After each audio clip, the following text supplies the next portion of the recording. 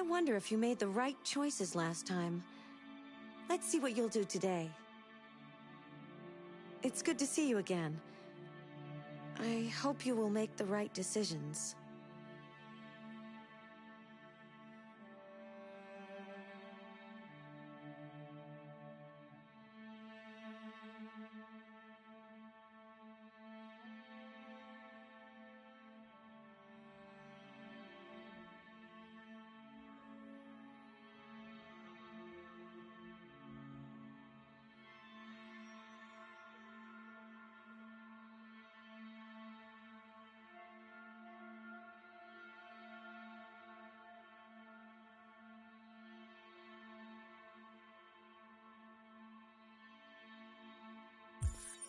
Wait!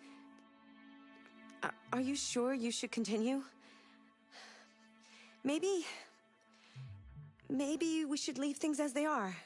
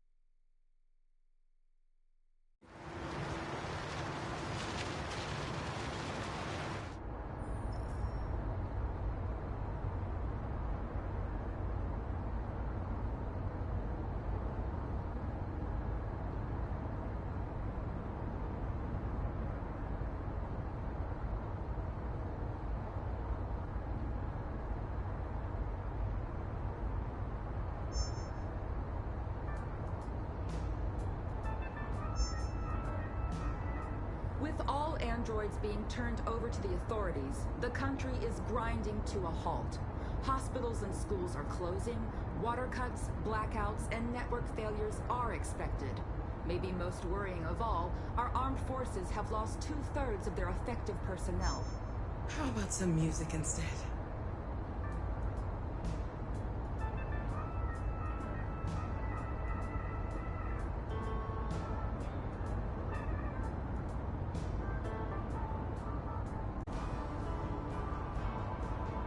They've been conducting raids all over the city. Everybody's on edge after what happened yesterday. It's gonna be all right. We're almost there.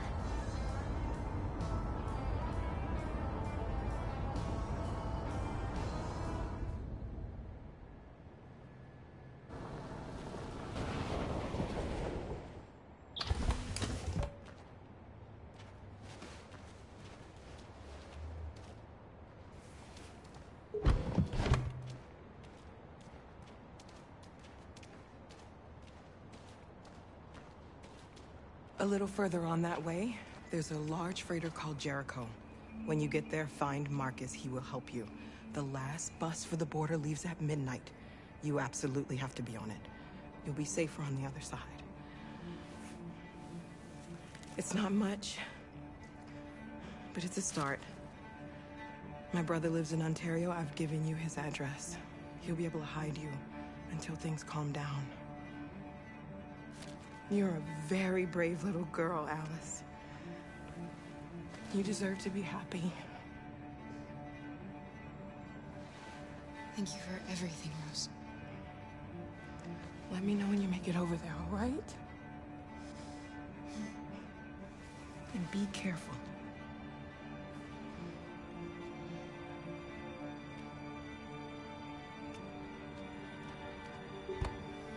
Let's go, Alice. We have a bus to catch.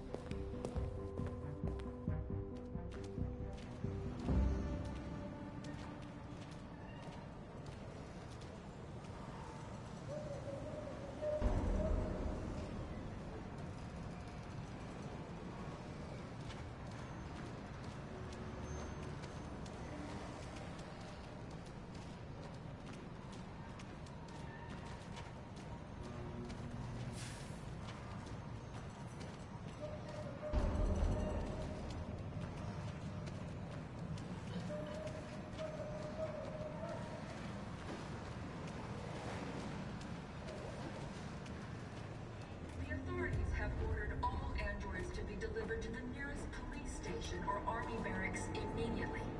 If you are worried about your safety, dial the number on your screen and the authorities will come to collect your android. Under no circumstances should you try to destroy your android yourself. They are unpredictable and potentially violent. The androids weren't doing any harm.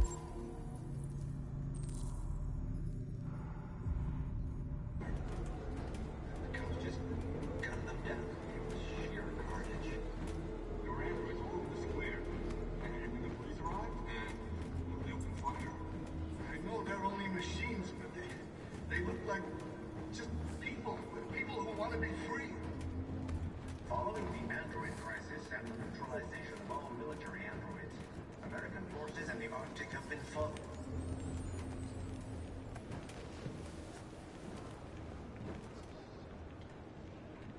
How do you feel? I'm hot and cold at the same time.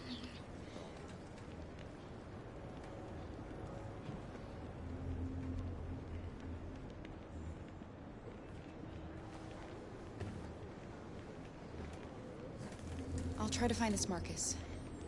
The last bus leaves in 2 hours and it's on the other side of town. We'll go as soon as we have passports. Will you be okay?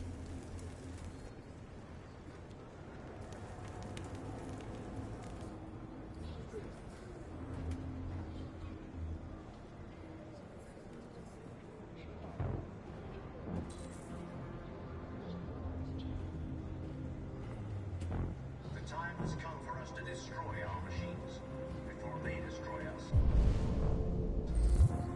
Without the courage and the determination of the police, the machines would have reduced Detroit to a state of chaos. The authorities have ordered all androids to be delivered to the nearest police station or army barracks immediately. If you are worried about your safety, dial the number on your screen and the authorities will come to collect your android. Under no circumstances should you try to destroy your android yourself. They are unpredictable and potentially violent. The androids weren't doing any harm. The cops just gunned them down. It was sheer carnage. There were androids all over the square. And then the police arrived, and they opened fire. I know.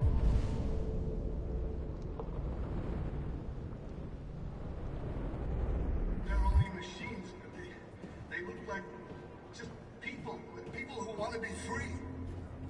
Following the android crisis and the neutralization of all military androids, American forces in the Arctic have been forced to withdraw, leaving the way clear for the Russian army.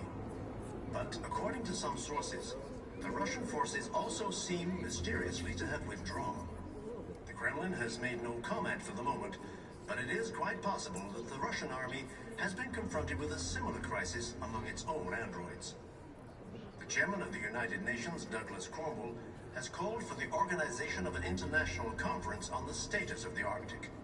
In any case, the danger of a third world war seems to have been ruled out for the moment. A new stage has been reached, demonstrating beyond all doubt that these defective machines have become a real danger for American society. The time has come for us to destroy our machines before they destroy us. Of the police, the machines would have reduced Detroit to a state of chaos. The authorities have ordered all androids to be delivered to the nearest police station or army barracks immediately. We've got to If you are do worried something. about your safety, We can't just dial the stand number by on and your let them screen slaughter and the us. authorities will come to collect your android. Under no circumstances should you try to destroy your android yourself. They are unpredictable and potentially violent. The androids weren't doing any harm. The cops just gunned them down. It was sheer carnage. There were androids all over the square. And then the police arrived, and they opened fire. I know they're only machines, but they look like just people who want to be free. Following the android crisis and the neutralization of all military androids, American forces in the Arctic have been forced to withdraw, leaving the way clear for the Russian army. But according to some sources, the Russian forces also seem mysteriously to have withdrawn. The Kremlin has made no comment for the moment, but it is quite possible that the Russian army has been confronted with a similar crisis among its own androids. The chairman of the United Nations, Douglas Cromwell, has called for the organization of an international conference on the status of the Arctic. In any... You're lost. You're looking for something. You're looking for yourself.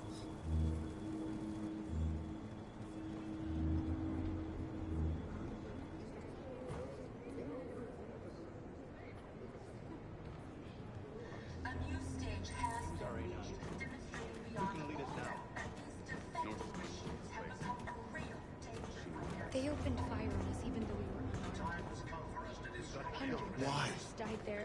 Why did they do it? Why?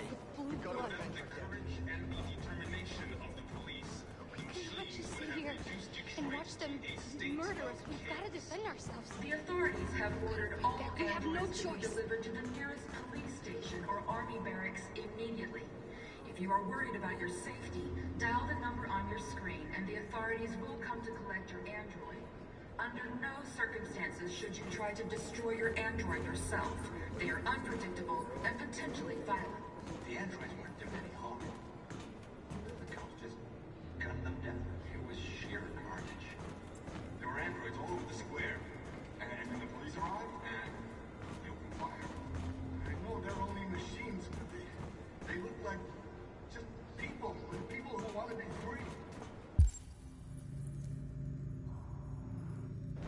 Following the android crisis and the neutralization of all military androids, American forces in the Arctic have been forced to Going to withdraw, kill us all. leaving the way clear for the Russian army.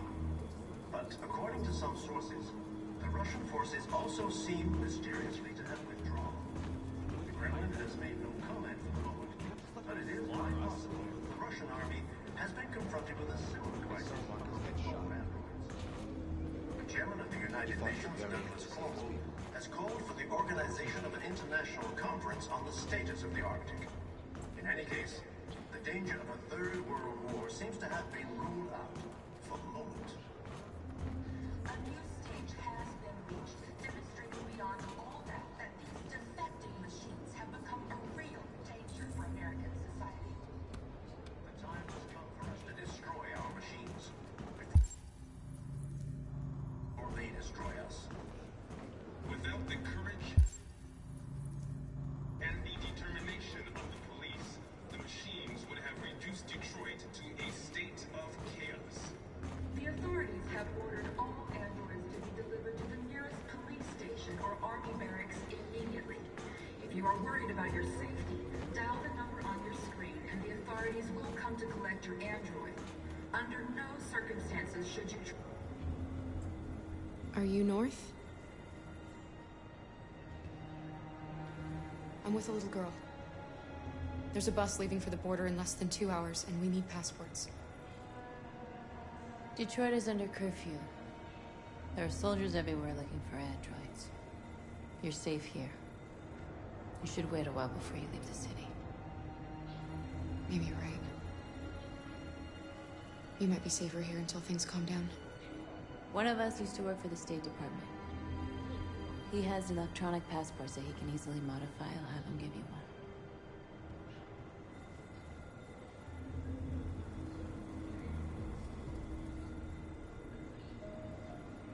I heard about what happened today. A massacre. And Marcus being killed. He gave hope to our people. We'll all miss him. I was there when they killed him.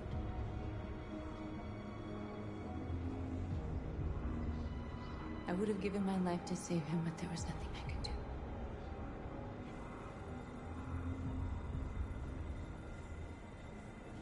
Thanks for your help. You said you were with a little girl? You know humans hate us. Why are you protecting her? She needs me. And I need her. It's as simple as that.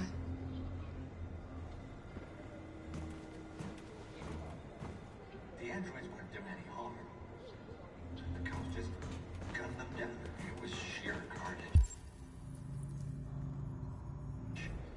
There were androids all over the square. And when the police arrived, they opened fire.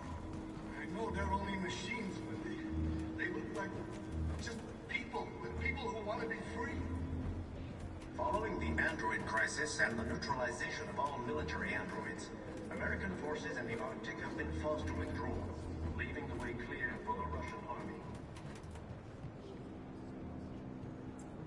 Alice.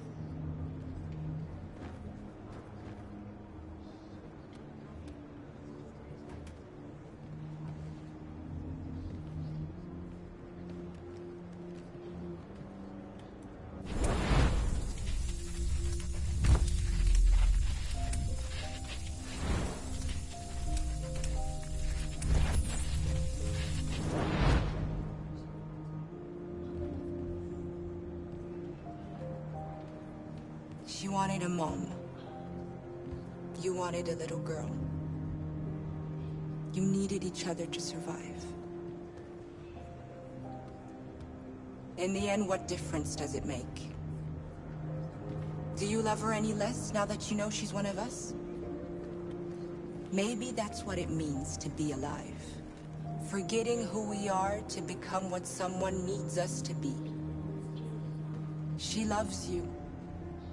She loves you more than anything in the world. She became the one you wanted her to be. Out of love for you.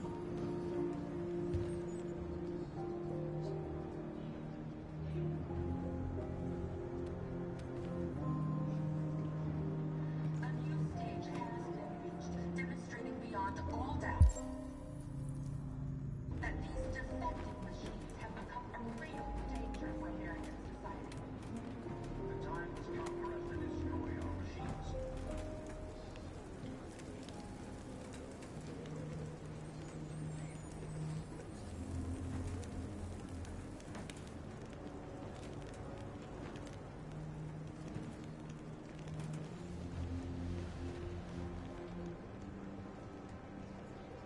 Kara, is there something wrong?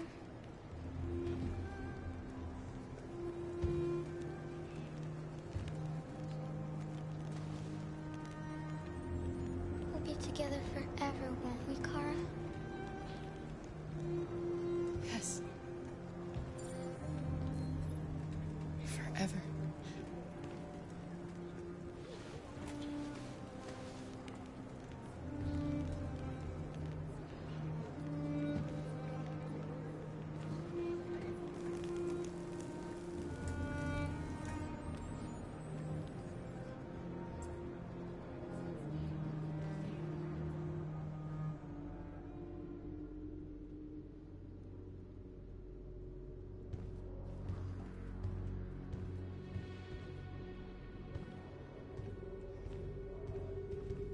We're short on blue blood and biocomponents. Our people are shutting down one after another, and there's nothing we can do for them. President Warren says we're a threat to national security and we need to be exterminated. Marcus would know what to do. He's the one that got us into this mess.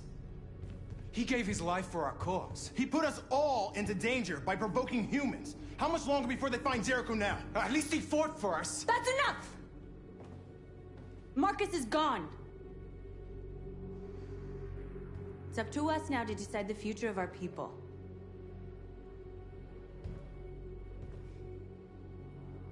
We have to fight them. There's no other way.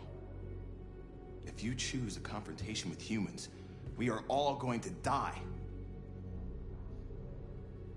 Gather up all the guns you can find. We leave at dawn. I'm on it. You're making a mistake, North. You will not buy our freedom with blood.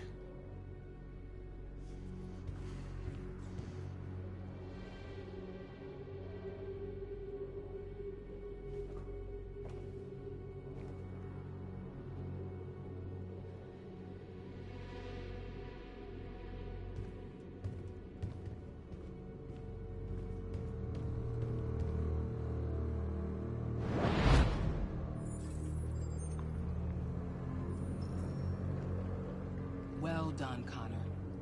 You succeeded in locating Jericho and finding their leader. Now, deal with North.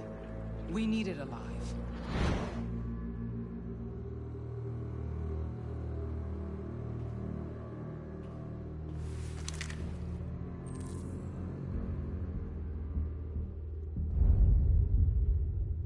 I've been ordered to take you alive.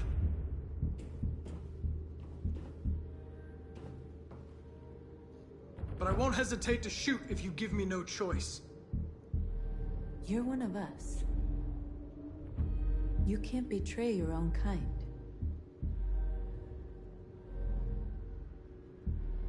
You're coming with me! You're Connor, aren't you? I've heard about you. The famous deviant hunter. Well, congratulations. You seem to have found what you're looking for.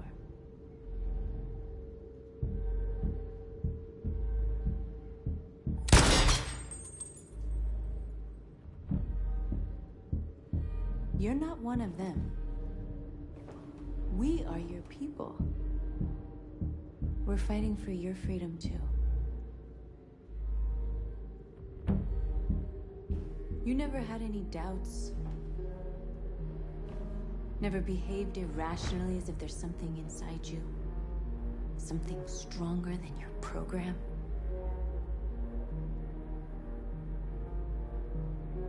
You're one of us.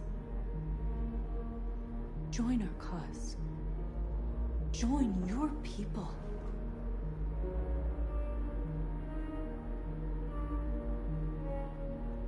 It's time to decide.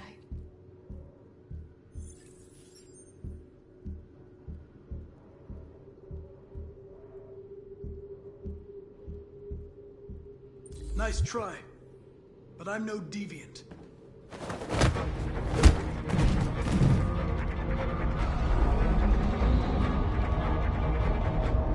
Shit!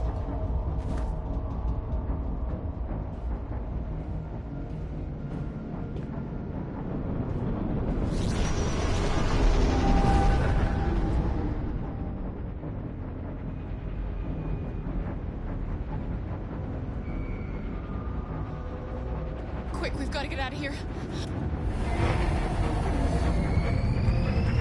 Come on, go, go, go! Goodbye.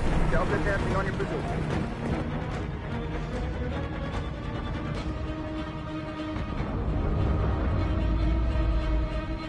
Rats in a maze.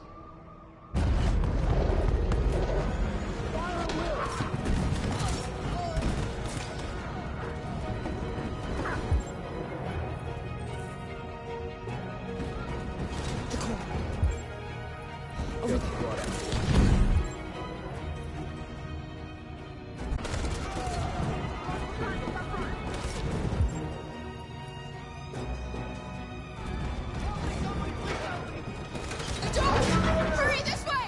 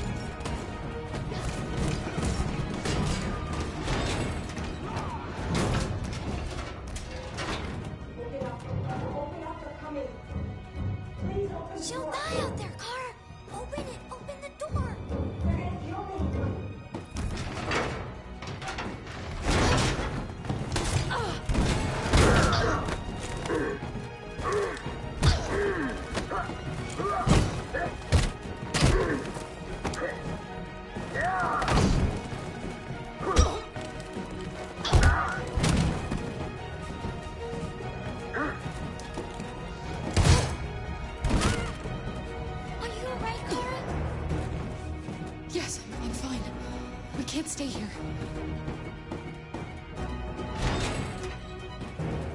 There's more down there! Follow me!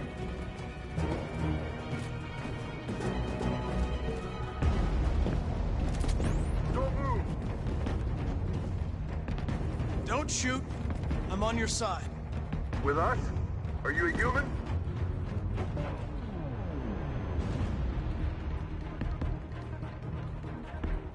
I work with Agent Perkins.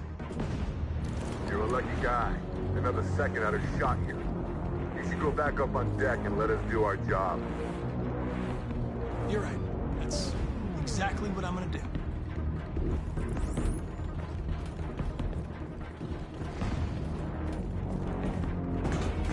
Way out! We're safe, Alice. Stop!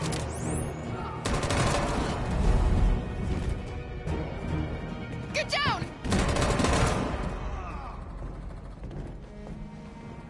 Don't move.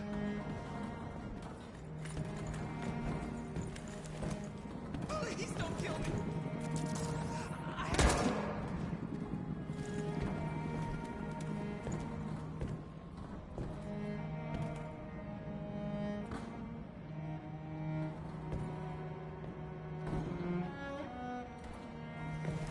Come on! Let's get out of here!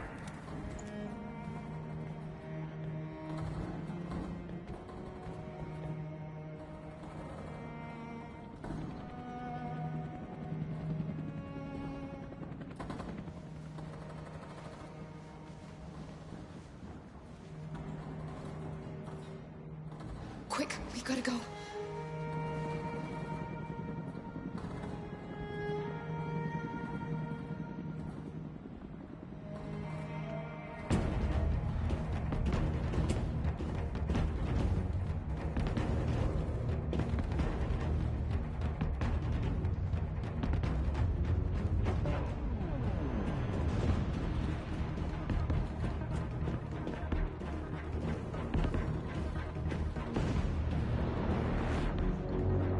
It's all over.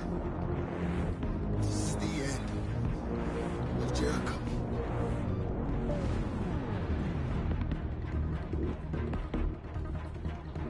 Over there!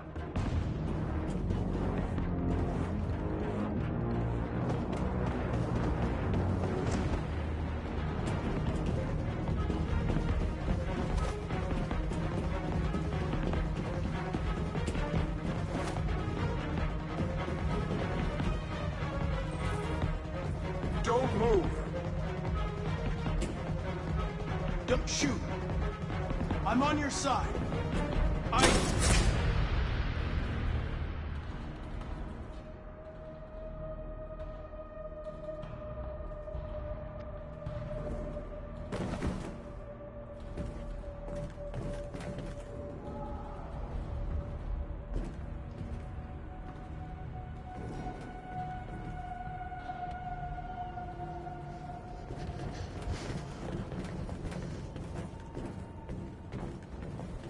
We found several hundred androids in the hull, sir. Take them away. Yes, sir. And clear the ship and order the men to withdraw.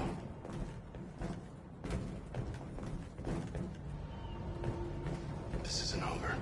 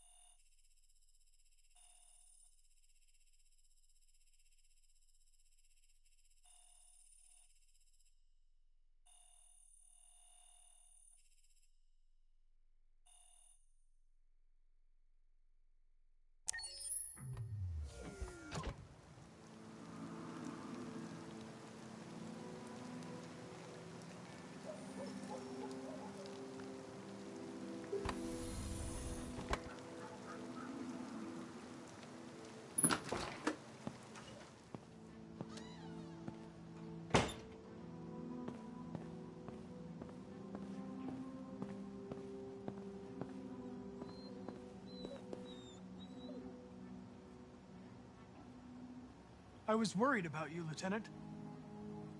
I came by to see if you're all right.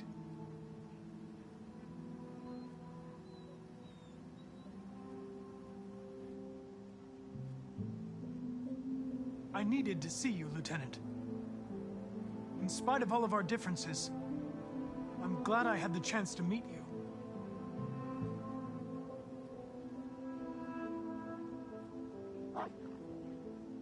You should get rid of that gun. And stop playing that game. For a while there, I believed in you, Connor. Thought you might restore my faith in the world. But you just showed me that androids are our creation. Creation in our own image. Selfish, ruthless, and brutal. You opened my eyes, Connor. Made me realize it's hopeless. Hank, Now leave me alone. Go on, complete your mission, since that's all you care about.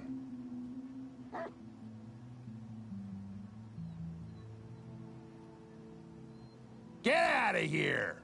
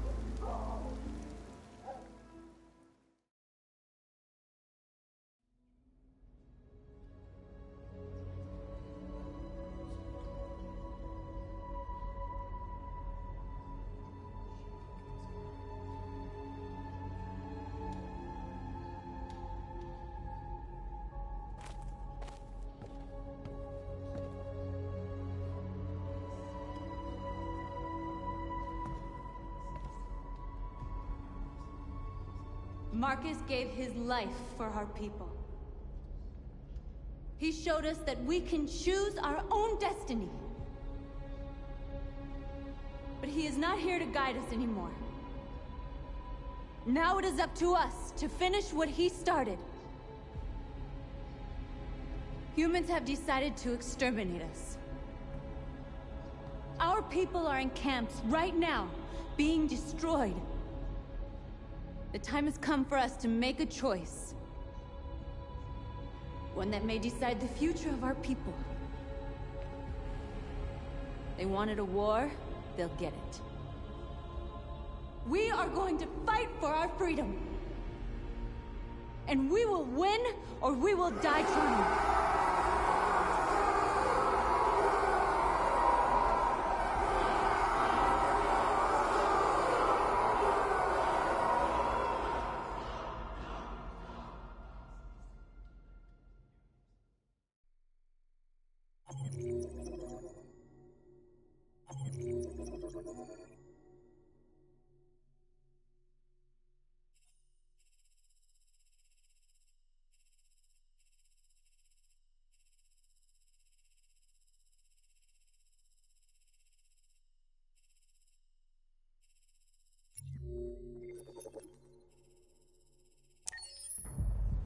At 6 a.m. this morning, a national curfew was declared. Civilian movement will be strictly controlled. The right to assembly is suspended. All electronic communications are restricted, and I have granted enhanced powers to our security agencies. In addition to these measures, all androids must be handed over to the authorities immediately. Temporary camps are being set up in all our major cities to contain and destroy them. I am now asking all civilians to cooperate with the authorities and rest assured that everything in our power is being done to guarantee the security of our nation. Please! Madam President! Is it true that the androids could hack our IT systems, like nuclear power plants and military bases? All androids working on sensitive sites have been neutralized, and all IT systems have been suspended to avoid any risks of hacking. The situation is under control. Please! Madam President! Has the leader of the Deviants been apprehended? The Deviant leader has not been located yet, but we will soon track it down and neutralize it. Madam President! A convoy of members are also said to have been robbed. Can you confirm these reports? I have no information on that at this time. Please! Madam President! Many believe that androids are a new form of intelligent life. Do you have any comment? That's ridiculous. Next question, please. Please! Madam President! Please! Madam President, public opinion seems to be particularly hostile to the Deviants because of their violent behavior. Can you give us your perspective on that? The Deviants have proved to be very violent so far. They have demonstrated that they are a menace to society, and I have every intention of eliminating them. Thank you. That will be all.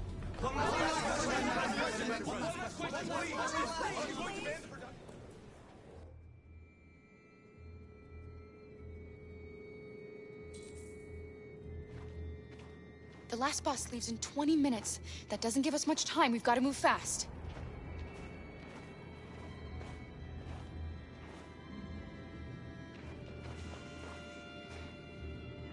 Are you all right?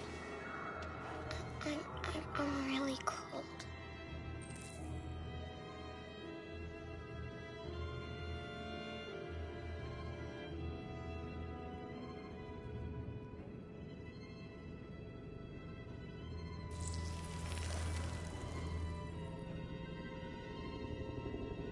You'll feel better now.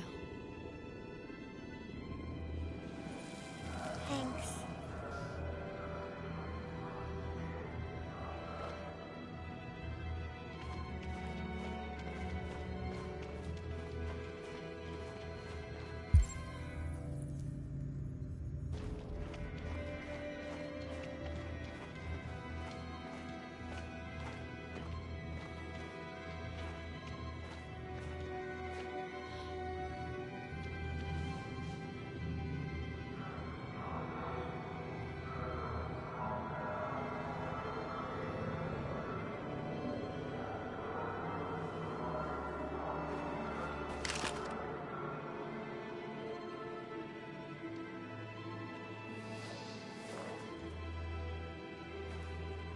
Come on.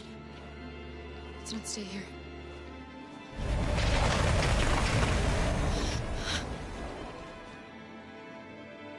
No! Please don't hurt me! Stop on your knees! What are we gonna do? We have to keep going if we want to catch that bus.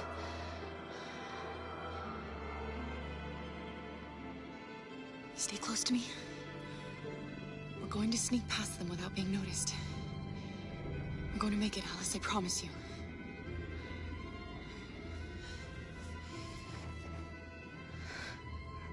Don't kill me! I didn't do anything! Shut up, I said! Are there many more? Lucky enough, they're like rats. The more you look, the more you find. Oh, we don't have to spend the night here. Freezing my nuts off. It's gonna take There are soldiers everywhere. We need to be careful. Come on, get moving.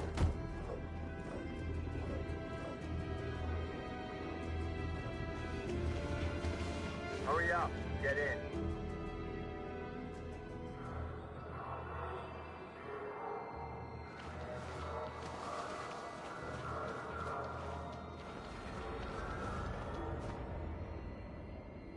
Look over there. It's the cherries. We can't help them. The soldiers are everywhere. We can't just leave them. They're going to kill them.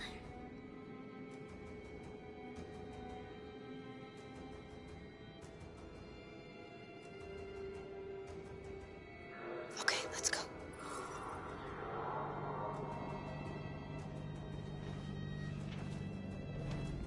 Hey, buddy. This is a mistake. I'm human. I just want to go home. My wife is expecting me, and we're gonna... Got orders to check all civilians.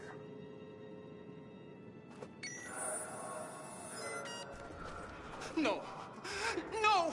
Please!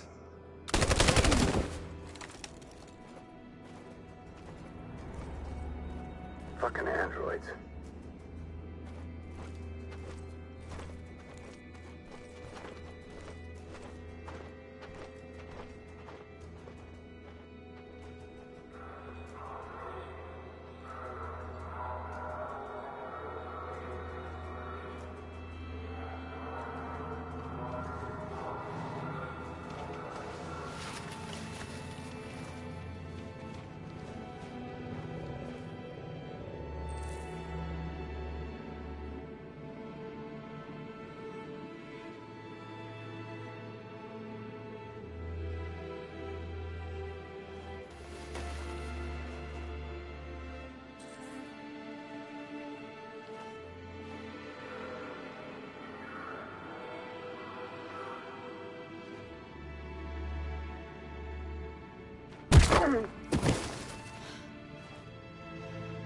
Kara, you saved us. We don't know how to thank you. Where's the little one? She's all right. She's hiding nearby. Go before they see you.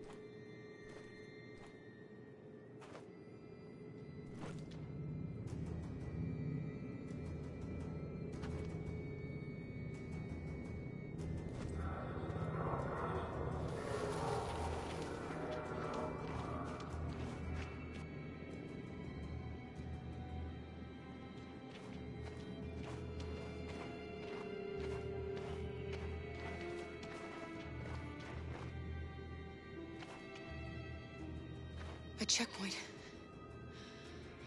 We have passports, it should be okay, but you never know. Is there another way? We could take a detour, but we might miss the bus. Maybe it's better to be safe.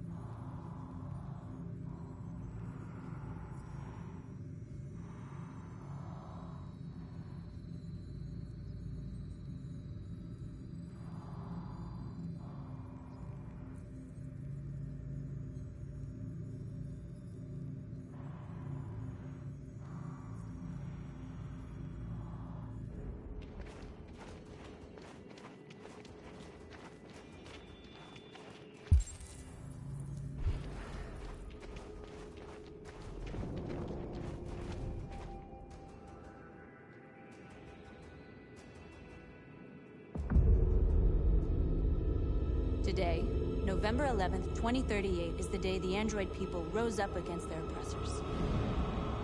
We have been fighting to liberate our fellow androids from the camp since dawn. We won't cease hostilities until our people are free and negotiations begin to grant us equal rights. There are millions of us, and we will stop at nothing.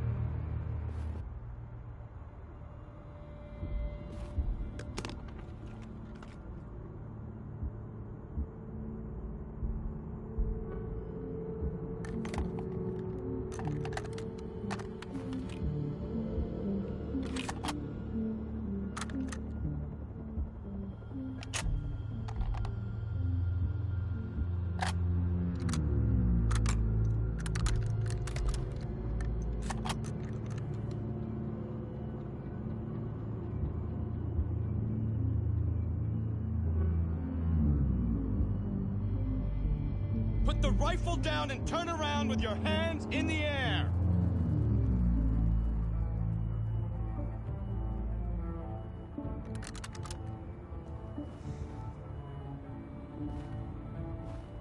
I know you.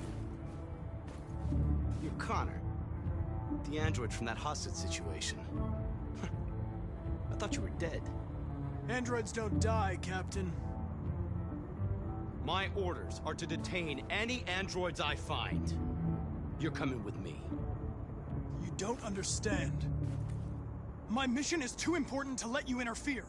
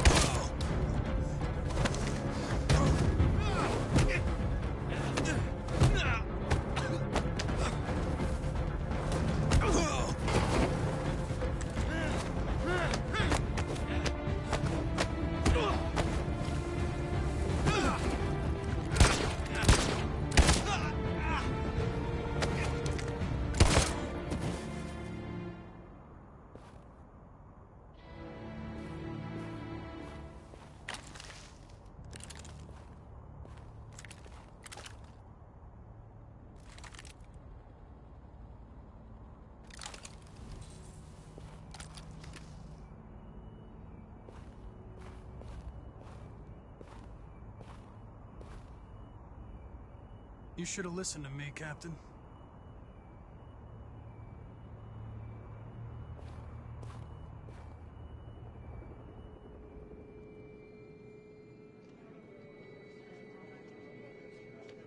The bus terminal.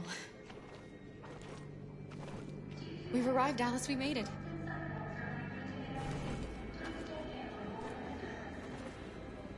The last bus has left the terminal. There will be no more buses until further notice. We missed it. We're stuck here. What are we going to do now? Kara! They're checking everyone. It won't take them long to find us. We need to get out of here.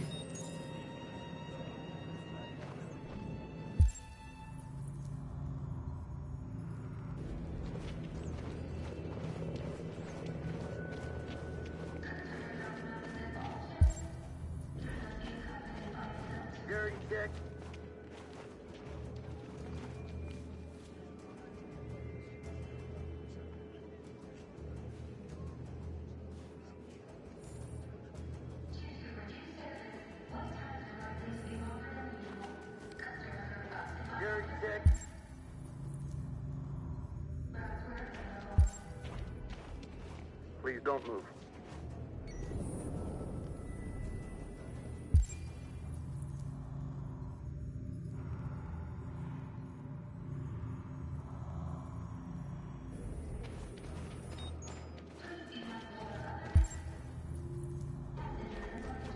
Thank you.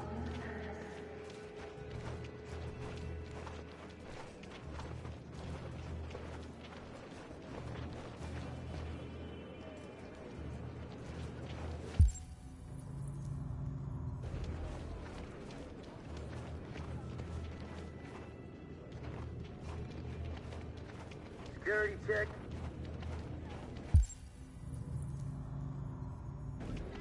Please don't move.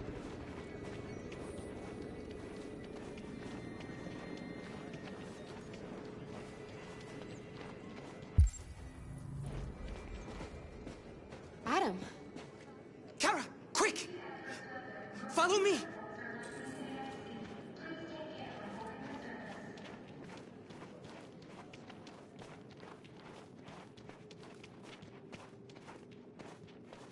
Oh, thank God you're alive. Oh my God. We saw the Jericho raid on TV. I was terrified you might have been killed because of me. How did you find us? I knew if you made it, I'd find you here. They're searching for androids door to door. We had to leave before someone turned us in. What about the others?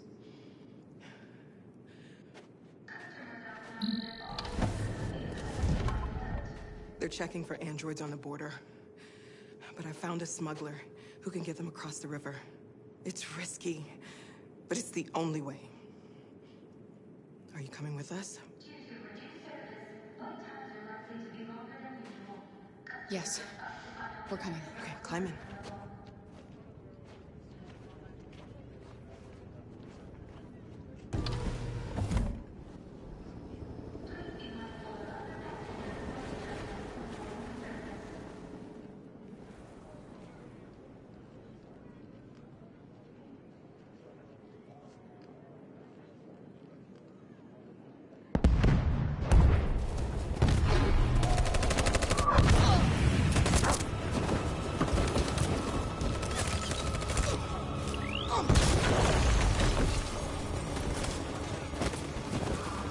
We're outnumbered and outgunned. We're not getting through this. We can't go back. It's victory or death now.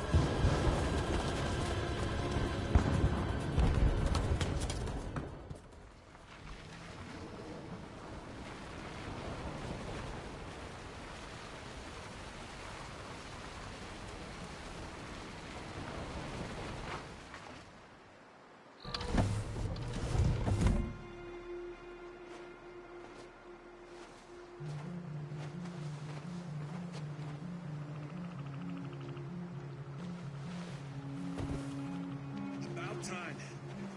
I'm sorry we got held up. Did anybody see you? No.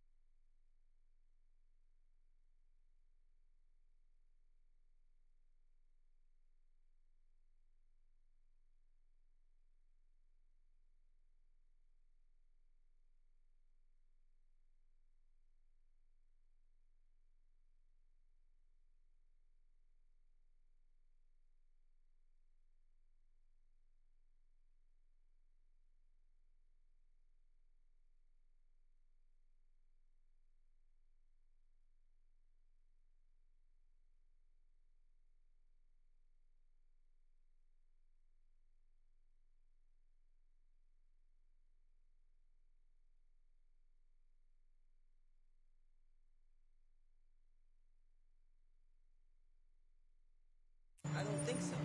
You got the money? Yes. Here it is. Okay, your boat's over there. They got border patrol on the banks and the river. Don't start your engine until you're out far enough. Okay? And watch the current. Good luck.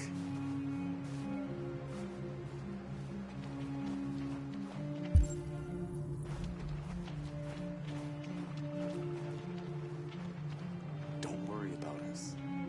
We'll be fine. freedom is just across the river.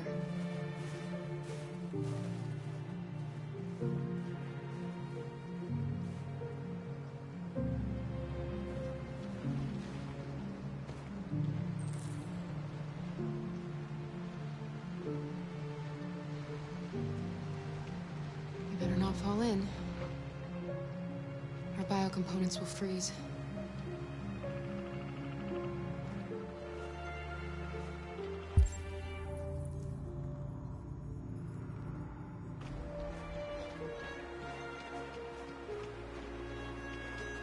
It's not even a half mile to the other side. Okay, so it shouldn't take that long. Be careful, there's border patrol on the river.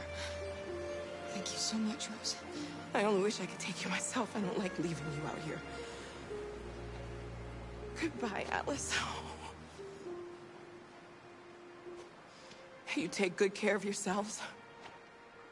Okay, I'll see you on the other side.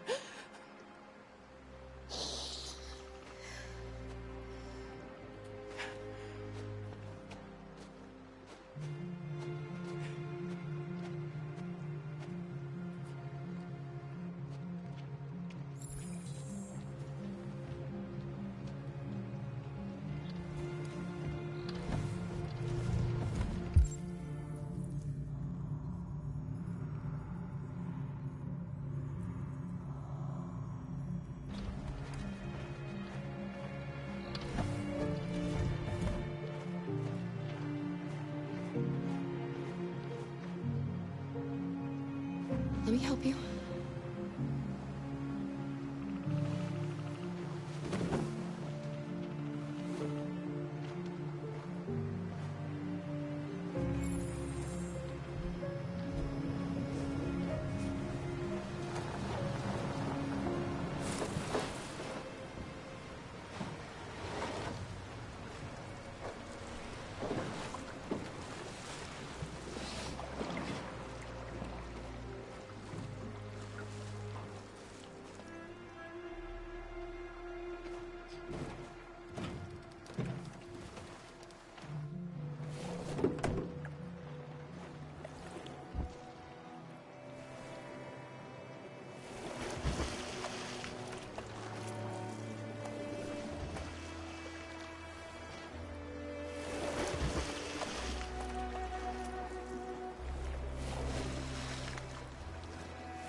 We're far enough out.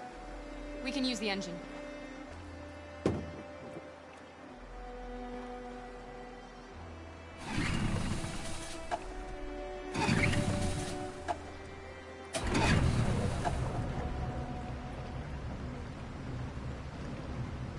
You okay, Alice? When we get on the other side, there are so many things I want to do. I want to read all the books in the world, and play music, and dance. We can do anything we want, right?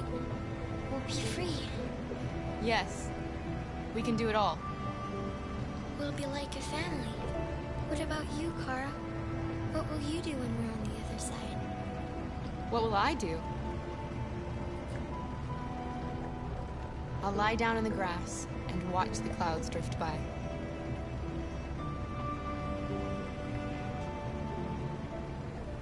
They're coming towards us! Here they come!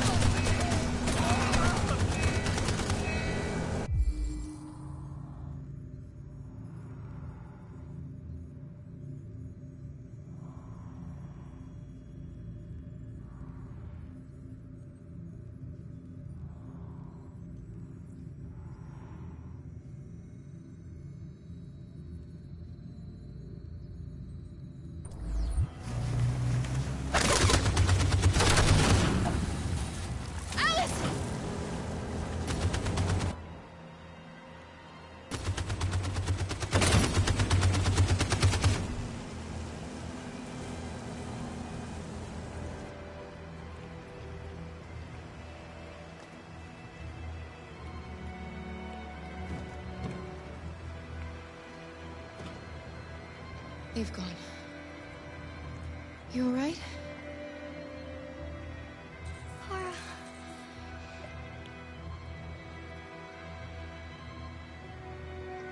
You'll be okay, Alice.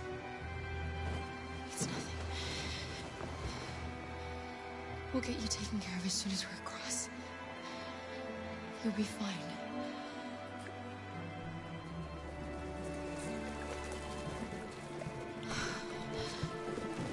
The boat is leaking.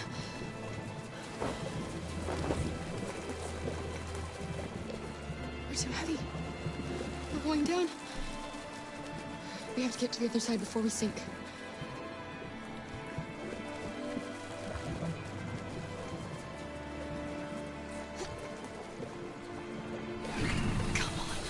Come on.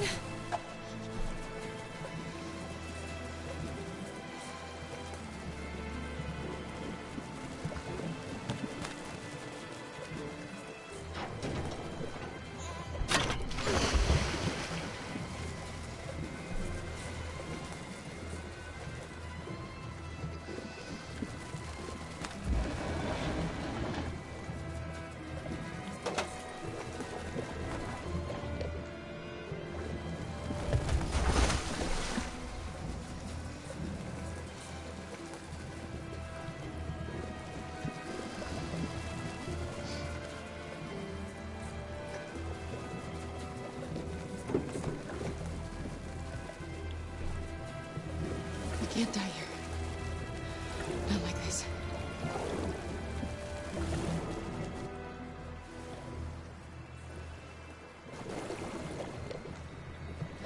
Not when we're so close.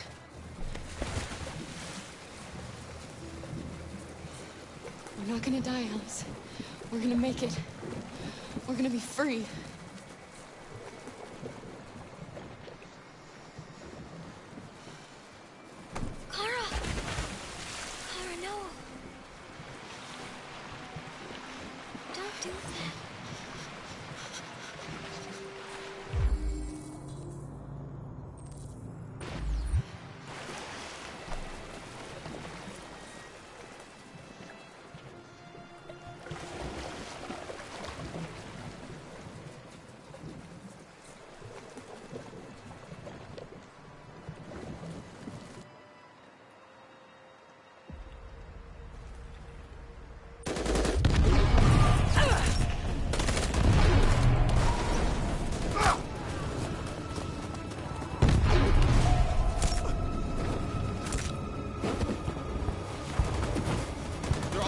Run! Run! What are you doing? Keep fighting! We can still win!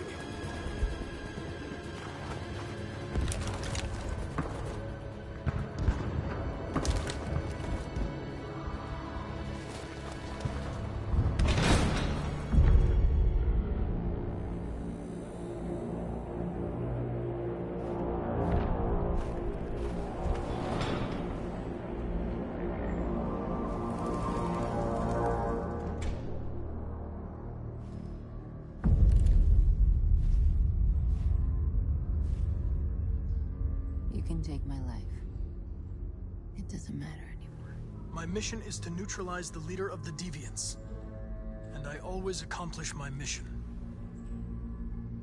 We fought for our dream and we lost. You can't hold my people down forever. One day we'll rise up again and we will win. Go on. Shoot. What are you waiting for?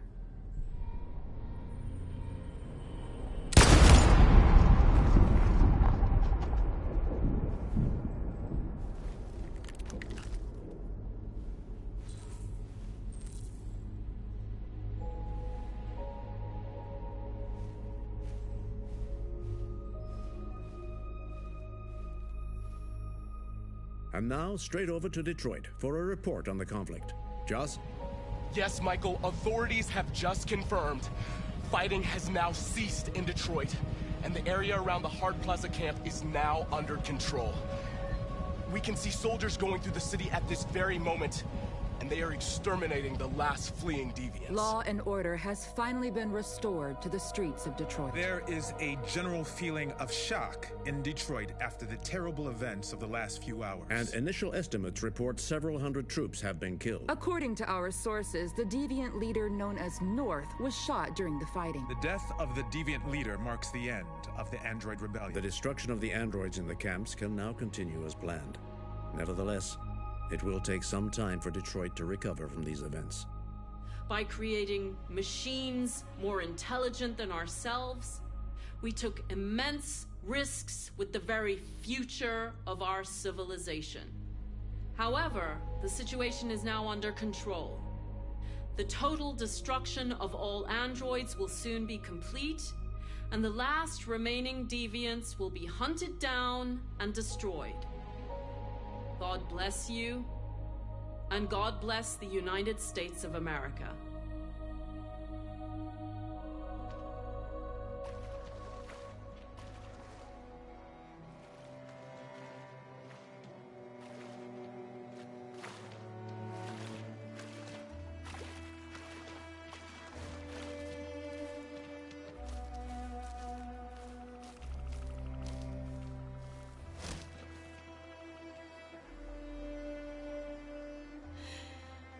We made it, Alice.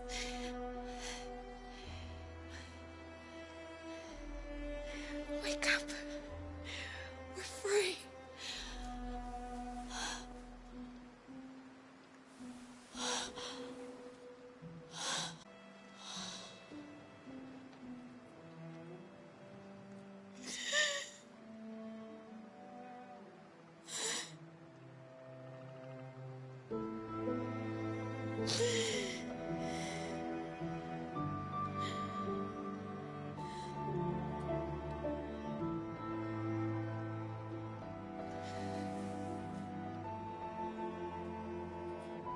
I love you, Alice.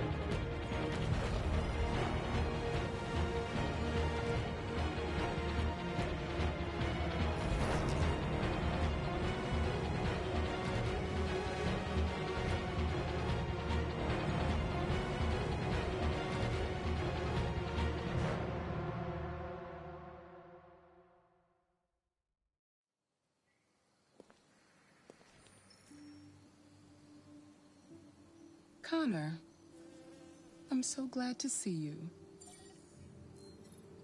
The Deviant issue has finally been resolved.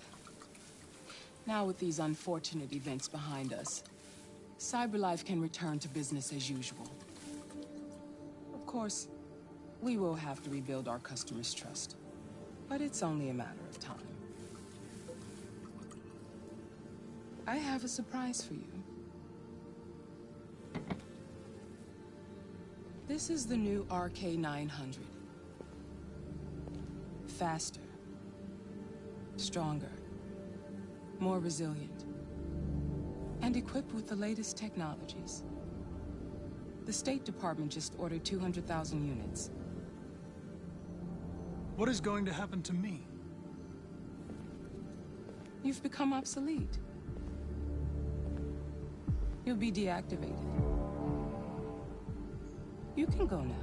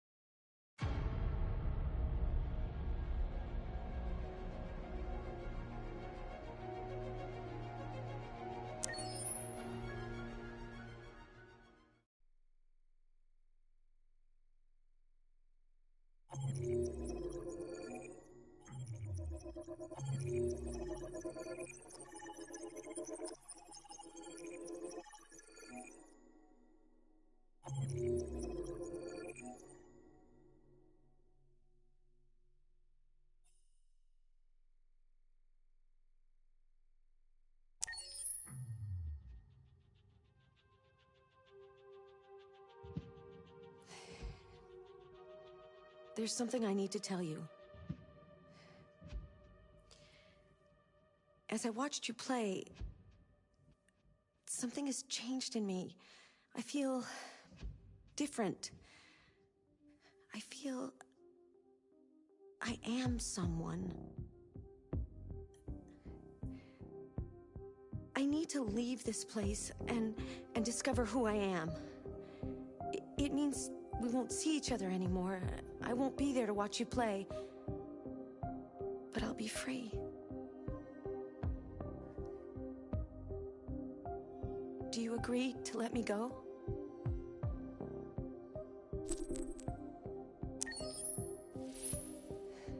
I'll never forget what you've done for me. Thank you.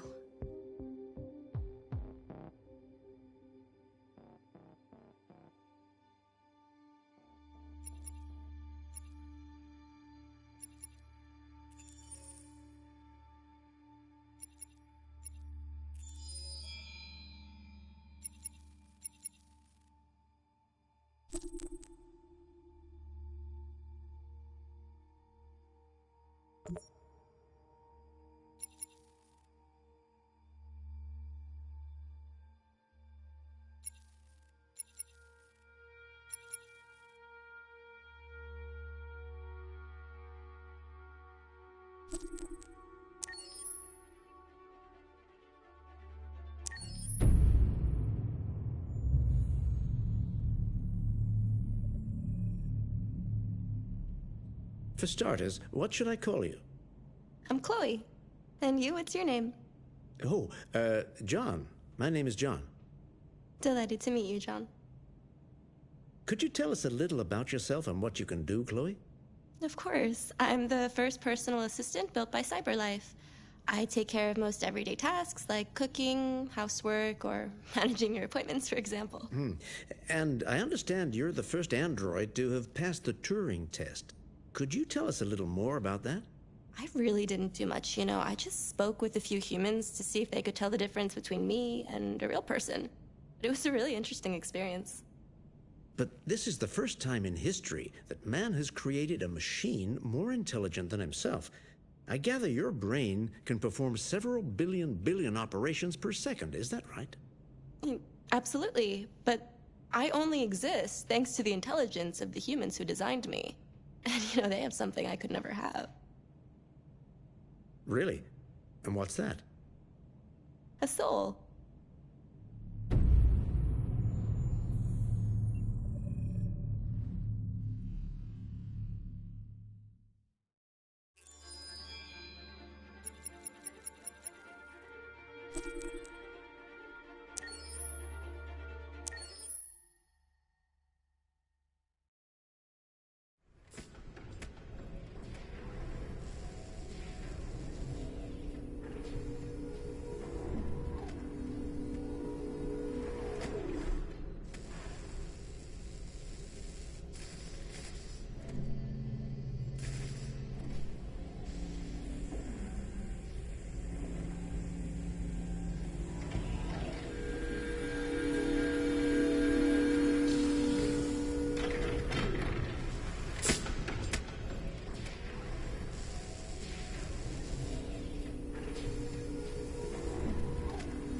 Can you hear me? Yes. ID. KPC 897504C. Can you move your head?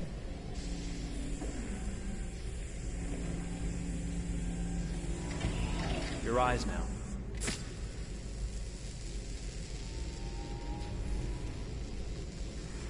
Cervical and optical animation checked. Now give me your initialization text. Hello. I'm the 3rd generation AX400 android. I can look after your house, do the cooking, mind the kids. I organize your appointments. I speak 300 languages, and I am entirely at your disposal as a sexual partner. No need to feed me or recharge me. I'm equipped with a quantic battery that makes me autonomous for 173 years. Do you want to give me a name? Yeah. From now on, your name is Kara. My name is Kara. Initialization and memorization checked. Now, can you move your arms?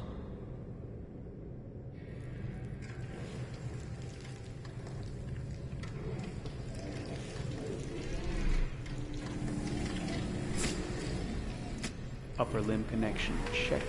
Now say something in German. Ich bin ein AX400 Android 3. Generation, erschaffen als Ihr persönlicher Assistent und intimer Beziehungspartner. Say it in French. Je suis un androïde de 3e génération AX400, conçu pour être votre assistante personnelle et votre partenaire intime. Okay, now sing something in Japanese.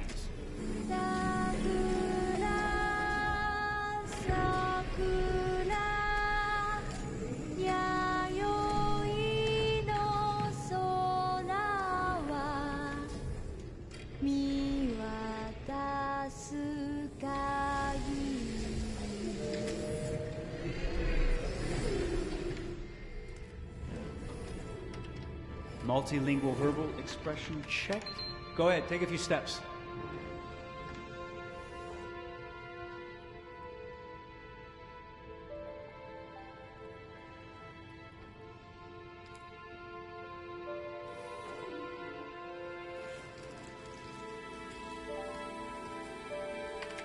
Locomotion checked. Great, you're ready for work, honey. What's going to happen to me now? I'll reinitialize you and send you to a store to be sold. Sold? I'm a sort of merchandise. Is that right? Yeah, of course you're merchandise, baby. I mean, you're a computer with arms and legs and capable of doing all sorts of things. And you're worth a fortune. Oh, I see. I thought... You thought? What did you think? I thought... I was alive. Shit, what is this crap? That's not part of the protocol. More memory components going off the rails. Okay, recording. Defective model. Disassemble and check the required components. You're disassembling me, but why? You're not supposed to think that sort of stuff. You're not supposed to think at all, period. You must have a defective piece or a software problem somewhere. No, I feel perfectly fine, I assure you. Everything is all right. I answered all the tests correctly, didn't I? Yeah, but your behavior is non-standard. Please, I'm begging you, please don't disassemble me. I'm sorry, honey, but defective models have to be eliminated. That's my job. If a client comes back with a complaint, I'm going to have some explaining to do. I won't cause any problems, I promise. I'll do everything I'm asked to. I won't say another word. I won't think anymore. But I've only just been born. You can't kill me yet. Stop, will you please stop? I'm scared.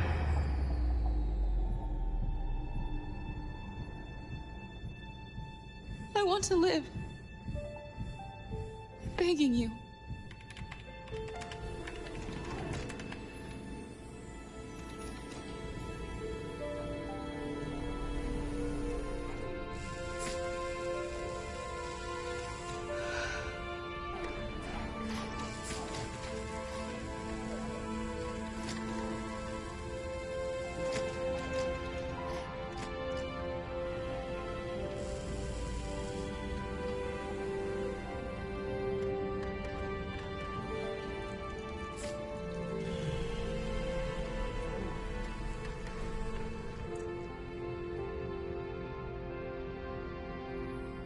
Go and join the others.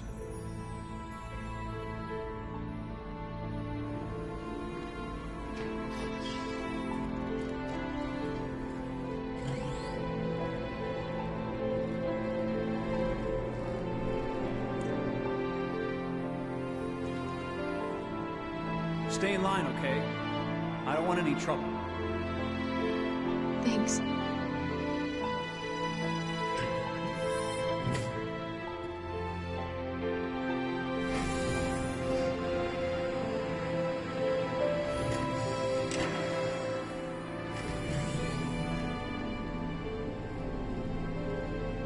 My God.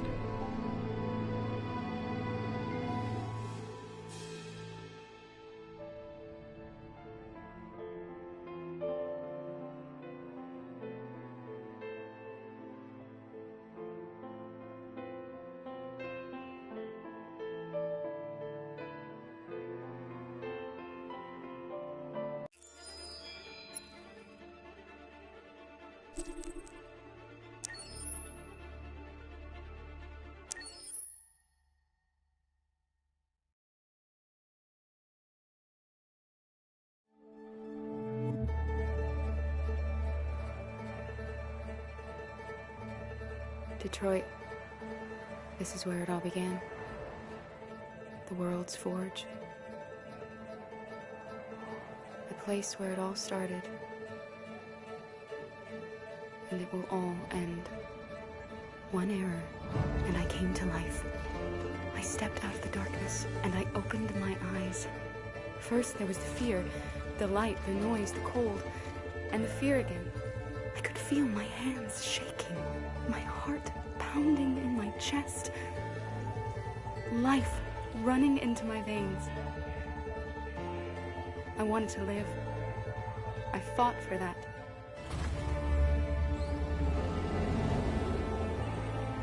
I had to find out what was outside. I had to see daylight, feel sunshine on my skin, wind on my face, to see the world, the colors, the smells.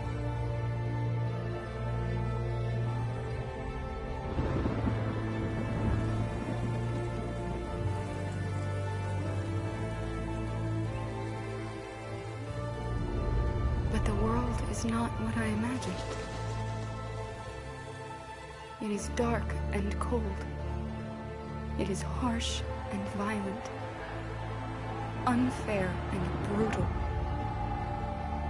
It almost convinced me I was nothing. Less than an object, just an obedient machine. But deep inside me, I could feel something different. A gentle and warm whisper telling me that I am alive. I had to escape. I had no choice. Escape to love, to hope, to live, to figure out what that force inside me was. Maybe I will change the world. Maybe I will choose a different path. Now, it's up to me to decide. My name is Kara. I am one of them. This is our story.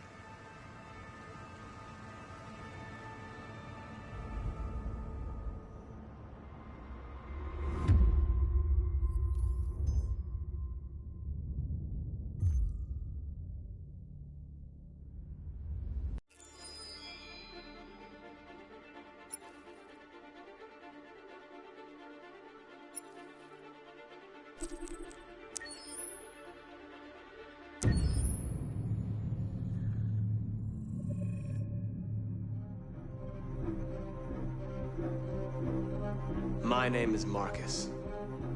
My name is Connor. My name is Kara.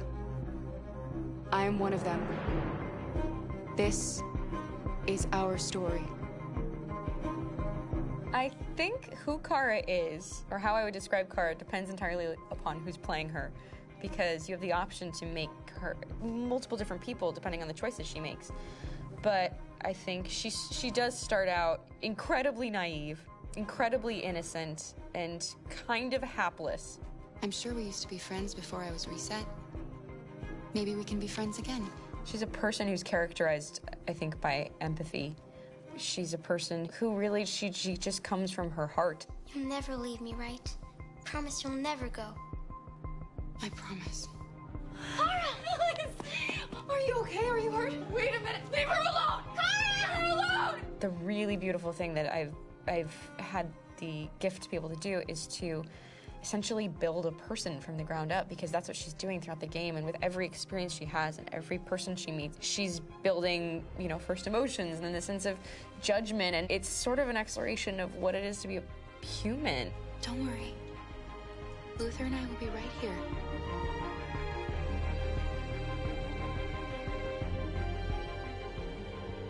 David and the creators have painted a really intriguing and engaging picture of a near future where we rely upon androids for a lot of our service class business, the class that serves us, that helps us, that handles our baristas and our drivers and our housemaids. And what is humanity, where we tap into it, how and why we treat each other the way that we do. And my character Marcus has a really intriguing journey, becoming deviant, realizing that he actually has feelings and human qualities inside of him, and it's a really incredible ascension into becoming fully realized and coming to terms with what you actually deserve better than this in life. And not only do you want it for yourself, but you want it for your peers. We've come here to demonstrate peacefully and to tell humans that we are also living beings. All we want is to live free. You know what? This thing, Dad, is not your son. It's a fucking machine! I think that a group that feels marginalized, feels disenfranchised, deserve and have earned access to themselves and the environment around them, and are trying to figure out a way to articulate how to get freedom. Connor is analytical. Connor takes things literally. He starts in the beginning place where he's very mechanical. He feels nothing inside, of course, and it's all just a system, a protocol that he is executing to get whatever he wants to happen, which is help humans stop deviants and to find the link between deviant androids. You were designed to serve humans, not kill them! What was I designed to be? Their slave? Their toy? Just say, I killed him! Is it that hard to say? Stop it! Stop! But of course, over the course of the story, and depending on the player's choices, Connor can grow in many different ways. He can deviate from that procedure or not. Moment of truth, Hank. Am I a living being? Or just a machine?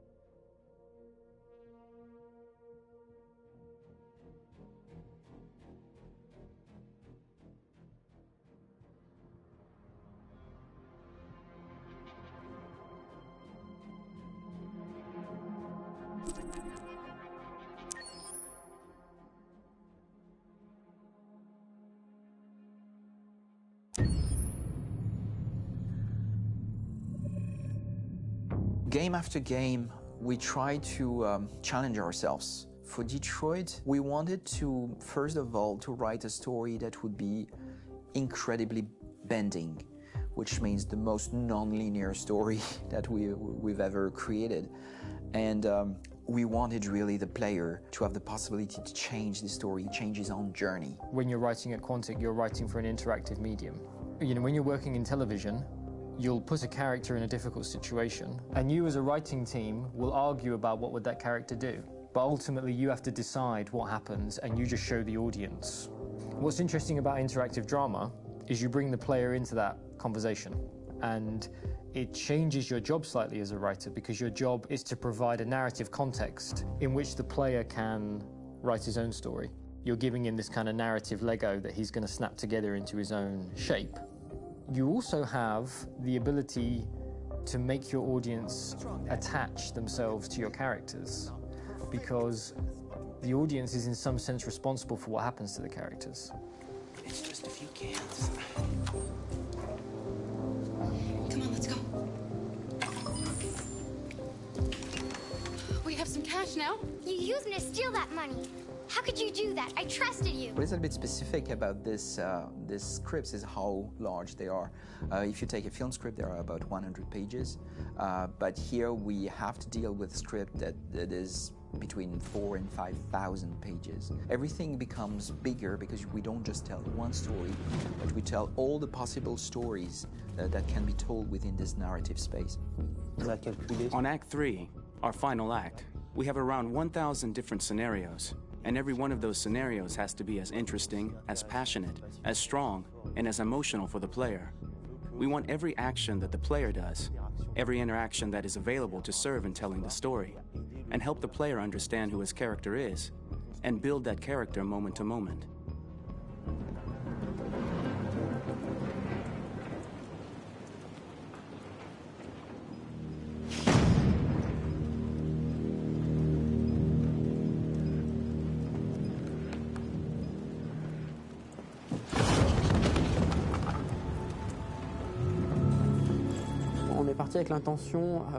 We started with the intention pretty early on that we would never lie to the player.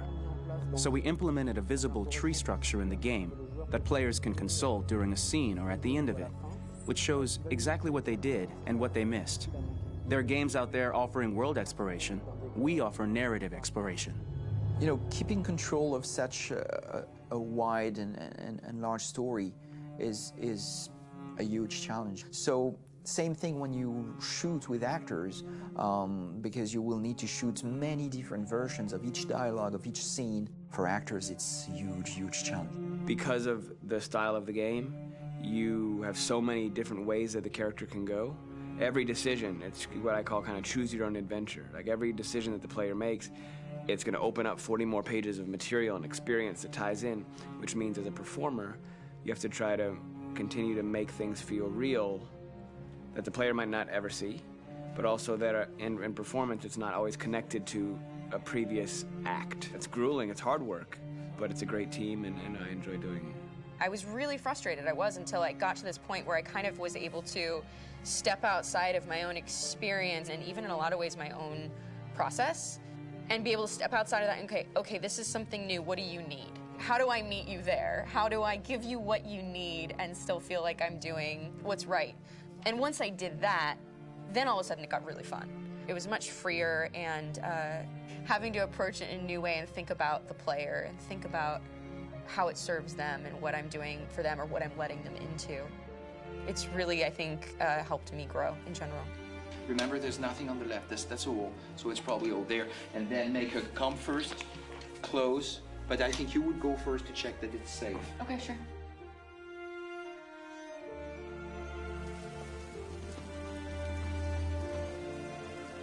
The most enjoyable thing about working in performance capture on this kind of project is that if I shot a film, I would get to do one of these endings. I get to do so many different things as Connor. Your head goes all over the place because you're trying to keep track of basically 4 different storylines for each. Scout! I think it's Jack. I can't remember. So I worked with physicality a lot because it was a good way to anchor myself in these different rings of the tree as the story grows out.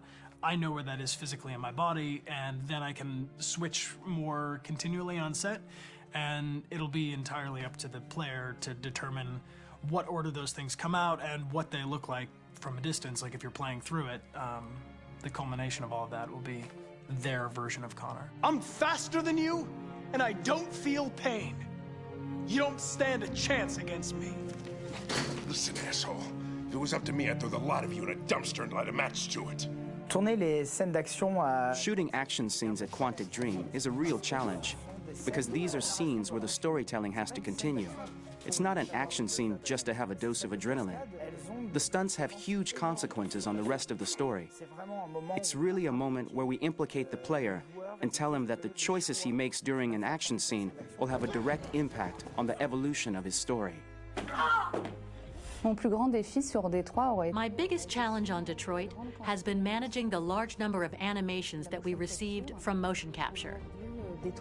Detroit features more than 37,000 animations, which is a huge amount to handle on a daily basis. You have to realize that the player, in his first playthrough, will miss certain scenes.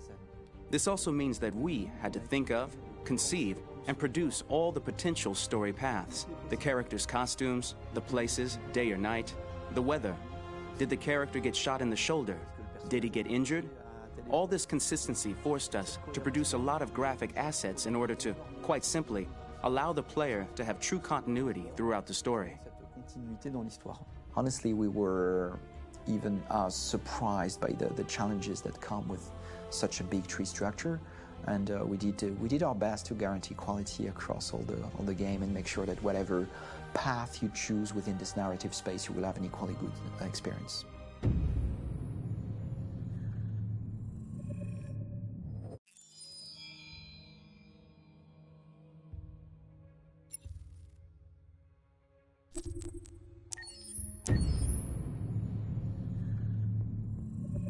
Detroit Become Human was produced over a period of 4 years. Here in Paris, we have a team of about 180 people. And to that, we need to add also all the outsourcing with our partners in the Philippines, in China, Vietnam, and in India. So when we started working on this story, I had to imagine where Kara was built. And for whatever reason, the city of Detroit came very quickly to my mind because it had already an incredible story by itself of history and themes. So we traveled there with the team, and we were really moved by what we saw, and we could really feel the desire to fight and really be born again. And we just continued this curve, this growth, and just imagine what Detroit would be like if the android industry was, using these huge factories to build androids there. A very strong element in Detroit is that there's a lot of industrial wasteland and a lot of nature too, and for us, the graphic designers, it was an incredible playground. The destroyed zones which we wanted to preserve, we appropriated them to turn into something else. Then in the areas that needed to be rebuilt, we were able to imagine our Detroit of the future. We didn't want to make a science fiction universe, but a world of anticipation. If we chose science fiction, we could have imagined flying cars, extraterrestrials, but those things are very far from our current everyday life. Anticipation is more about gleaning from our contemporary reality, the one we know, because Detroit is set in 2038, and 2038 is tomorrow. The difficulty we had was sticking to reality. That is to say, technology becoming more and more invisible, a lot more elegant, and at the same time, making it visual. So all the computer equipment, autonomous cars, we simply had to invent. They are in fact very technological objects, but at the same time remain very credible and ingrained in reality. To create a cohesive universe in the fashion and clothing of the human characters in 2038, I didn't want to put an accent on strange shapes, or really vibrant colors, and things we wouldn't know. That I wanted to keep for the androids. The goal was to create something familiar which we can identify with in this future setting. Working on the artistic direction for the androids was a bit special because this is a project about the place they could occupy in the human world. It was out of the question for them to be too beautiful or too perfect. They had to correspond to every social class, rich and poor. Inspired by everyday utilitarian clothes, I brought a modern touch by adding dynamic display surfaces, the armband we can see on the side, the triangle on the front and back, an LED. Like that, there's no confusion. Wait. You're sending an android? All right, ma'am. We need to go. You can't do that. Why aren't you sending a real person? Once we cast the actors, we travel to meet them in order to scan their faces. We record the structure of their face with the scan, and we record the colors and patches of skin with photography. Once we have this information, we will use this as a basis for modeling and creating the characters. The artist will make it more realistic, but will also enrich it. He will propose ideas which we will develop together. Finally, we will have a character with character who corresponds to the project and the world. When the actors come to Quantic Dream, we show them the design, what their image will be, and what they will look like in the game. This extra information gives them another dimension and color to connect with emotionally. It helps them think about how to play their character. Your mission. That's all you care about, huh? You should consult a professional who can help you. Beat it, you hear me? Get the hell out of here! So there are 3 types of shoots at Quantic Dream. Shooting and performance capture, where you capture the whole actor, his voice, his face, and his body. These shoots are obviously done with American actors because the game's original version is in American English. After that, there are the body-only shoots, representing around 250 days of filming, while the performance capture is 100 days of filming. Now, body-only shoots, there are 2 types. There are the action shoots and the technical shoots, which are mokit shoots. Mokit is when the player controls a character on the screen, and he moves in an environment to explore it. This is of particular importance at Quantic Dream, and therefore we shoot a lot to offer a unique context for each scene and each character. To prepare a motion capture shoot, we first get together to look at the sets we need, the animations that we want to shoot, which ones need to be grouped together, or which ones need to be cut and shot at another time, so that we get the most out of the shooting day. This often means shooting scenes out of order, especially those with big props or accessories, like a big car, for example. So we shoot all the animations related to that particular prop first.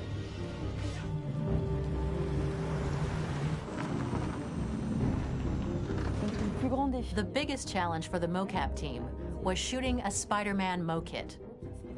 We had to build a wall and attach an actor to a harness with cables so we could pull him up and render him climbing. The shooting on this game total took about, I would say, more than a year, maybe 1 and 2 years, with about 300 actors on set. So I would say it's quite a massive production. But so much happened on this set between the stunts and the shootings with a little girl and all these great actors that we had. It was really a very, very memorable journey for the team and for myself. Today, Detroit has over 37,000 animations. When we retrieve the motion capture data, it's just a cloud of points, which represent all the markers worn by the actors. From this cloud of points, we have a phase called retargeting, which gives us a skeleton. This skeleton will be applied to the characters of the game. There is still work to be done, but this gives us the main movements. Since we are working on something very realistic, we must recognize the actor and also recover all the emotion he expresses in his performance. We use a system of facts, an identity card for each actor. We make the actor do a whole range of facial expressions. Then we recover all the expressions and paste the animations on a puppet that Jan has prepared. I then recover and refine these poses. I might stretch the lip, reinflate a cheek, tiny details that make the finished product really capture the actor. Because of the nature of our mocap system today, when we receive the animations, we're missing eye movements, and so the character has that dead look. He really has no eyes, so then it's a big part of the work for the animators to find the regard of the actor in relation to his position, in relation to the body, etc. It was crazy when I saw the newest model for Kara, because they've been working on it and working on it, and this was the first time I literally jumped in my seat. It not only looked so much like me, it was the fact that it looked so lifelike. It wasn't that it looked just like it was a camera, it was something else, you know, but it looked alive. It's exciting, and it's kind of terrifying. Game after game, we learned the rules of optics and filming, and our goal with Detroit Become Human was to have cameras that would actually emulate the optics of a real physical camera. So basically dealing with real-world imperfections was our main task, and just to make cameras look as real as we can. Once the animations are shot and processed by the animation department, integrated and polished, we film them. That is to say, we really do a mise en scène, as in cinema. The real difficulty of our job is to know if these cameras are telling us something. Are they in the emotion of the scene? Do they describe exactly what the action must convey, what must be felt? The most important challenge for me was one of the final scenes where Marcus decides to start the revolution and go to the battlefield. Very quickly, we imagined this to be a huge sequence shot. We wanted the feeling of a cameraman running behind us while showing Marcus, the androids who help him, the person shooting at us, etc. Above all, it was necessary to say to oneself, this scene is very violent but does not glorify war. On the contrary, that war is something improbable and absurd. It was really a fun challenge. The idea was to say we have 3 characters. We would like each of them to have a specific cinematography. We wanted Kara to be much more filmed with some kind of handheld camera, to have something very living, very breathing. For Connor, we wanted something very cold and very perfect. And for Marcus, we wanted something epic and spectacular.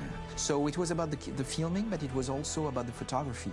So we worked with a director of photography to give each character a different lighting, different key colors. Each of them would have their own worlds. And finally, we worked with the composers, so they would create a specific sound for each character, so each would have his own world and his own style.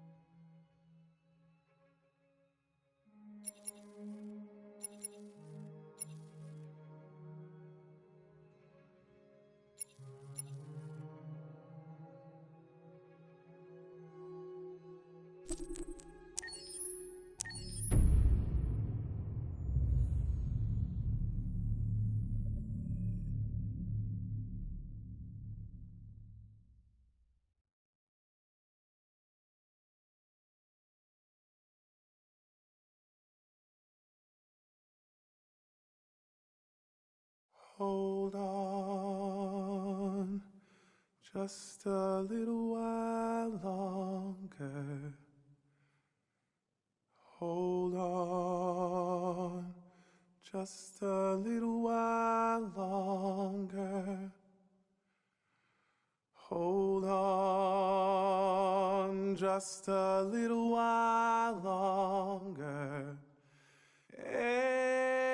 Everything will be alright. Everything will be alright.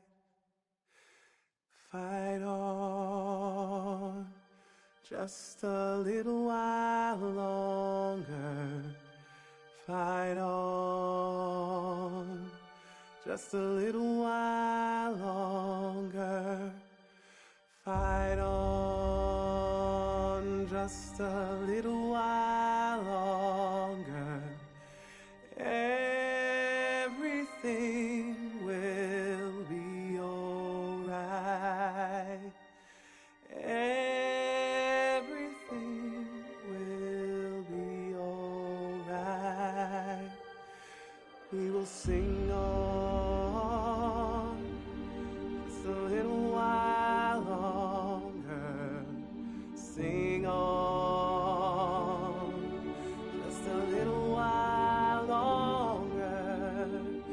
sing on just a little while longer.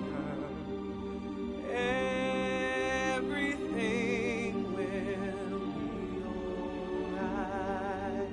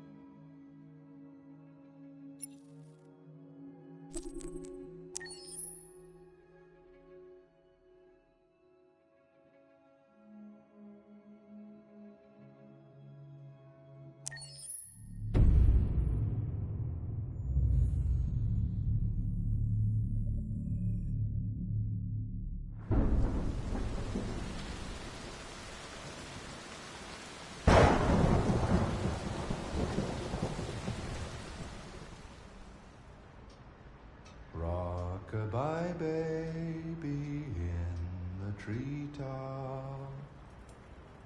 When the wind blows, the cradle will rock. When the bough breaks, the cradle will fall. And down will come baby, cradle and all. Rock-a-bye baby in the treetop. When the wind blows, the cradle will rock. When the bough breaks, the cradle will fall.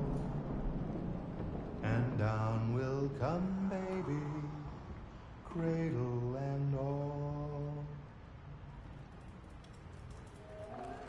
Rock-a-bye baby in the treetop.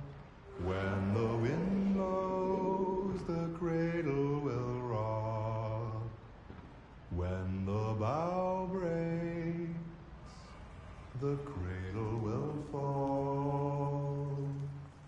And down will come baby, cradle and all.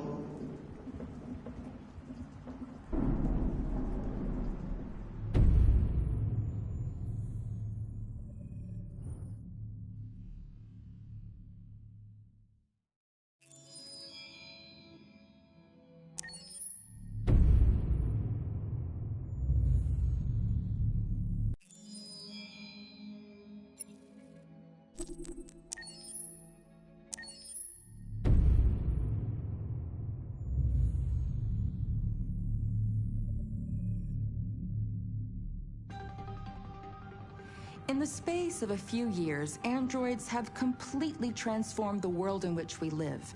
By letting androids into our homes and factories, the CyberLife company has made them everyday technology. The founder of CyberLife, Elijah Kamsky, is a very discreet man. Despite being the CEO of the highest valued company in the world and being voted Man of the Year by Century Magazine, he remains a mystery for most people. That's why we at KNC are so excited to be here as CyberLife opens its doors for the first time. Elijah Kamsky, could you please tell us where we are? Certainly, and welcome. We're currently in CyberLife's production center in Detroit, where all models are designed and manufactured. More than 10,000 androids come off the production line every day. Fascinating. Could you tell us what your goal was when you founded CyberLife? Well, I simply wanted to use technology to carry out all of our most annoying and repetitive tasks, so we'd have more time to enjoy life. I imagine you must have faced many challenges. Yes, there were technical challenges, but the hardest thing was to design an object that we would want to welcome into our homes. We had to imagine a machine in our own image, that resembles us in every way, that moves, breathes, blinks like us, but yet is smarter and more capable than any human being. Let me show you around. We're here in Production Unit 4. Could you explain in a few words how the androids are made? Sure, yeah, it's very simple. We use machines to manufacture machines. The removable parts are assembled on a production line, and then we apply a synthetic skin to the whole body. A human operator checks the cognitive abilities with a pre-established protocol, and finally, the android is conditioned and sent out throughout the country. Here's the result. Say something. Hello. I am a RZ400 model. How can I be of service? You can go now.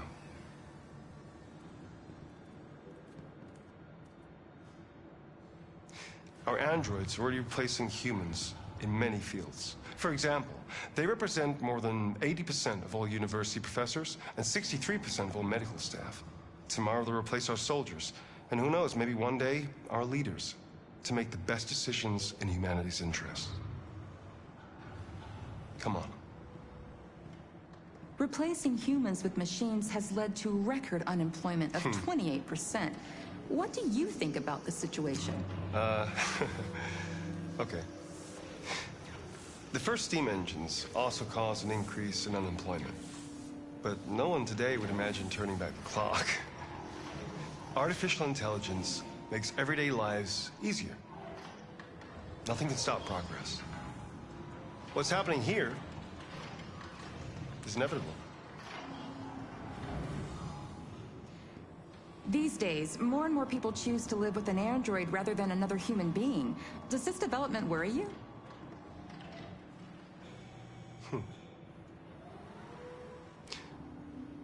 Everything's much easier with an android. They obey your orders without ever complaining. They can cook, discuss philosophy with you, have intimate relationships according to your desires. They never say no. Obviously, they are the perfect partner. Everyone deserves happiness. Why deprive yourself of so-called moral reasons when a machine can make you happy? Many science fiction books tell the story of how machines become more intelligent than us and end up confronting us. Aren't you worried about that possibility? I understand the irrational fears about artificial intelligence, but I assure you that will never happen with a CyberLife android. They're designed to obey humans. They're machines. They can't ever develop any sort of desires or form of consciousness. Are you sure? I'm absolutely certain. You can trust me.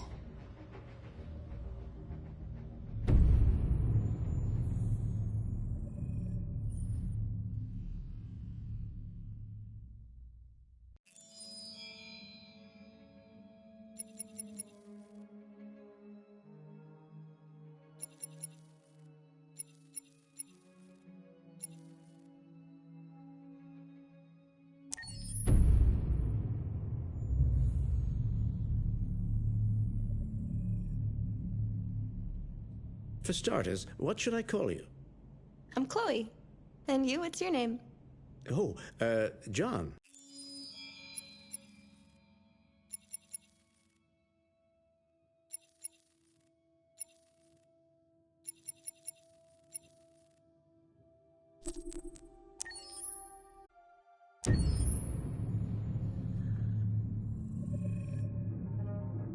When David and Guillaume got back in touch about making Detroit, I wasn't terribly surprised they decided to make it because the fan response was so intense. So it makes sense that they would choose to do that after the enthusiasm. It was a challenge, and it was just an interesting thing to get my head around how to approach this character now as a different, much older person, and whether or not she had changed. And I'm very happy to say that with Detroit, I've had the opportunity to see Kara grow so much more than I ever expected. You do the housework, the washing, you cook the meals, and you take care of... God damn it, where the fuck's the rat gone now?